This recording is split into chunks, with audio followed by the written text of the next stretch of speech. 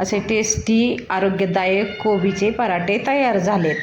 सकाळी सकाळी उठल्यानंतर नाश्त्यासाठी काय करावं म्हणून मी कोबी घेतल्यानंतर तो खिसून घेतला. थोडा बारीक खिसल्यामुळे गव्हाच्या पिठामध्ये काय होतं, चांगला त्याचा जो ओलेपणा असतो किंवा टेस्ट असते, रस, तो सगळा कणकीमध्ये मिसळला जातो. चांगला चोळून घेतला मी गव्हाच्या पिठाला. इतकं छान ना, ते सगळं मिक्स करून घेतलं आणि 5-6 पराठे होतील एवढंच गव्हाचं पीठ घेतलं मी. नंतर मग जो आपण कोबी होता ना खिसून घेतलेला, तो टाकून घेतला.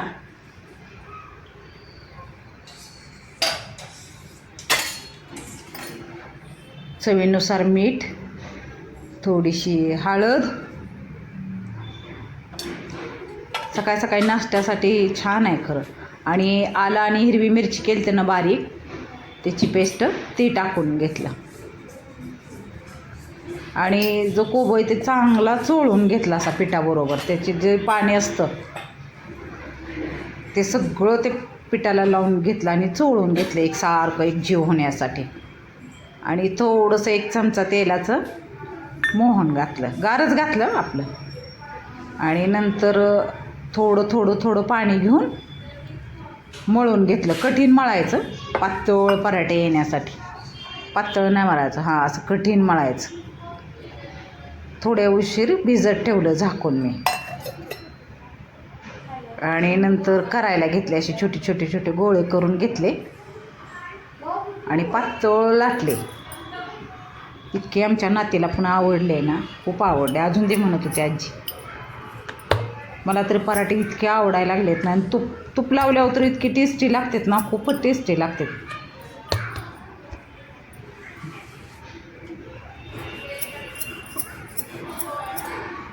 पातळ लाटून घेतले पराठे सगळे. कुठल्या बी गोष्टीला मेहनत घेतल्यानंतर खूप छान आणि टेस्टीच होतात. आणि घरगुती आपण जे महिला आपण स्वयंपाक करतो किचनमध्ये, तो प्रेमानंच करतो सगळ्यांसाठी. खरंच मला पराठे रेसिपीच इतकी आवडते ना, माझं पोट भरतं पराठ्याने. तूप लावून खरपूस मी भाजून घेते. पातळ लाटून घेतले एकसारखे. आणि तव्याला तूप लावून घेतलं.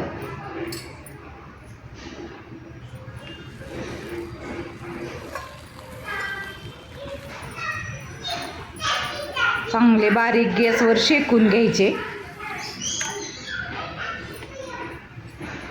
भाजायला पण बारीक गॅसवरच भाजले तर इतके छान आणि टेस्टी कुरकुरीत होतात.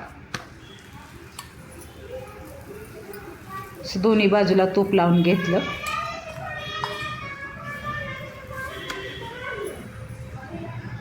असे पदार्थ करायला उशीर लागतो, कारण बारीक गॅसवर भाजायला लागतात ना. आणि कसं आहे माहिती आहे का, परत जरी थंड झाले आणि परत जरी तूप लावून तुम्ही भाजले ना, तरी टेस्टी लागते. असे सगळे मी पराठे करून घेतले. खाकऱ्यासारखीच झाली होती पातळ.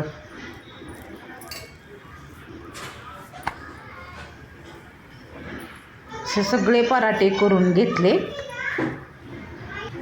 रेसिपी करायला पण किती मेहनत लागते. सगळं व्यवस्थित स्वच्छ आणि आवाज नाही आला पाहिजे. पण आमच्या घरात माझे 2-3 नातवंड आहेत, त्याच्यामुळं इकडं तिकडं खेळताना थोडा व्हिडिओमध्ये आवाज येतोच. आजी म्हणत काहीतरी. आणि रोडचं पण काम चालू आहे. असे सगळे पराठे, कोबीचे पराठे असे सगळे करून घेतले. आणि साधी सोपी रेसिपी, काही अवघड नाही. सकाळी सकाळी नाश्त्यासाठी पटकन होणारे. आणि तुम्हाला कोबीचे पराठे आवडले असले तर लाईक, शेअर, सबस्क्राईब करा माझ्या चॅनलला.